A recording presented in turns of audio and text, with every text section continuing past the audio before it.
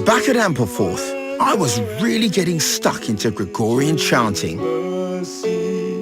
Father Alexander, I can't believe you said you were going to teach me, and you have. That was brilliant. Well, just hang on a minute, David. There's a little bit more to this. Why don't you come and join us at Vespers if you want to sing some more plain chant? That's the real thing. And I could teach you a nice little phrase that you would get used to. What, you mean singing with you and Singing the with other us monks? and the other monks. Would you like to do that? I'd love to. I'd love to. But then it dawned on me that what he wanted me to learn wasn't English Gregorian chant, it was Latin. Quoniam in aeternam misericordia eius. As you can probably tell, there wasn't a big call for Latin in East London when I was growing up. I think you're doing very well. What does it mean? It means for Quoniam, forever in aeternum misericordia eius, his love. So his love lasts or endures forever. I'm going to have to work at that, aren't I? Oh, by the way, I forgot. There are notes to it as well, aren't there? There are notes as well. I think the time has come, don't you? Yes. Are you prepared for this? Ready? Yes. Okay, so. Confite mini domina quoniam bonus. Now this is your phrase. Quoniam in aeternum misericordia eius. Quoniam in aeternam misericordia eius. Essentially it is, yes.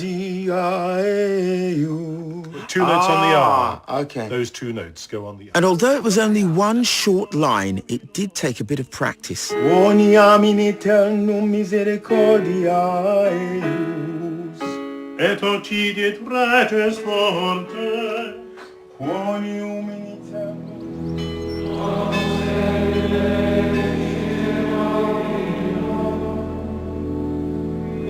Later, at their evening service, as promised, Father Alexander gave me the chance to be part of an ancient monastic tradition that has been sung for centuries. I felt quite nervous. At least there was a familiar face there too.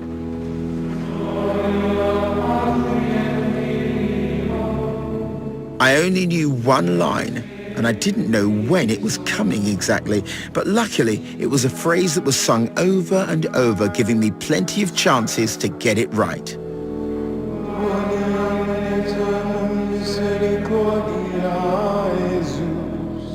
And it's true what Father Alexander says. It does feed the soul.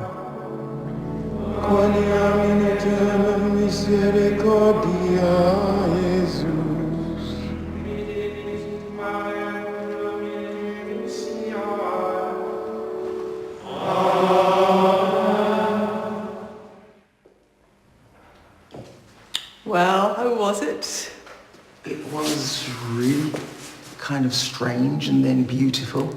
It was actually very moving, the whole thing, I found. I think it shows that if something's sung with sincerity, you don't necessarily have to understand the words to be touched by it, because I was really touched by it. You did very well. Thank you.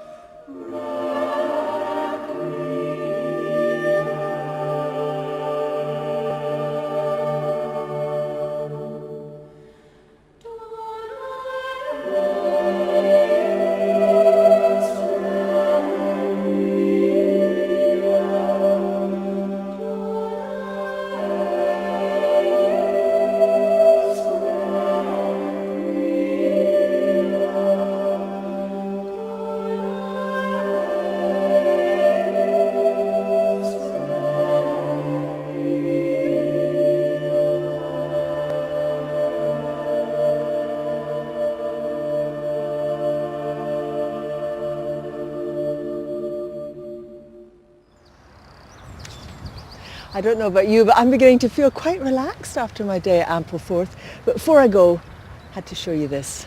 Look at it, the Millennium Cross. Isn't it splendid? It's on a little hill just above the Abbey, and it towers over North Yorkshire for miles. This cross, 4.5 tons and 50 foot high, is dedicated to the life of the late Cardinal Basil Hume, former leader of the Catholic Church in England and Wales. The Cardinal lived here in Ampleforth, man and boy, eventually becoming the abbot. The cross began life outside Westminster Cathedral in London, where Basil Hume was Archbishop, but a few years after his death it was winched by helicopter here to stand beside his old home. Wow, amazing, isn't it? Yes, fantastic. It's time for us to get on the road. It is. I'll drive. Probably very wise. We've had such a good day at Ampleforth, haven't we? Yeah, we Hope you've have. enjoyed it too. Bye-bye. Bye-bye.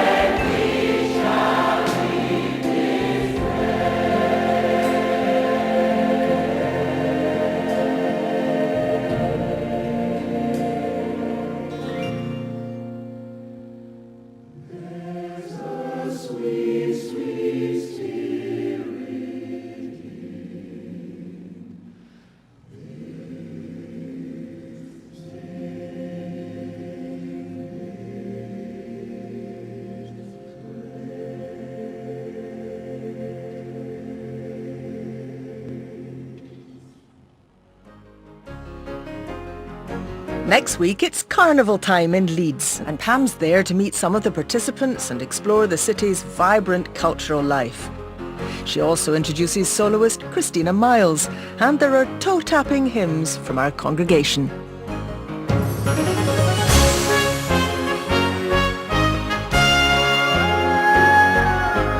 Sharks and giant bat-eating snakes next on BBC One, a new series of Deadly on a Mission, travelling pole to pole.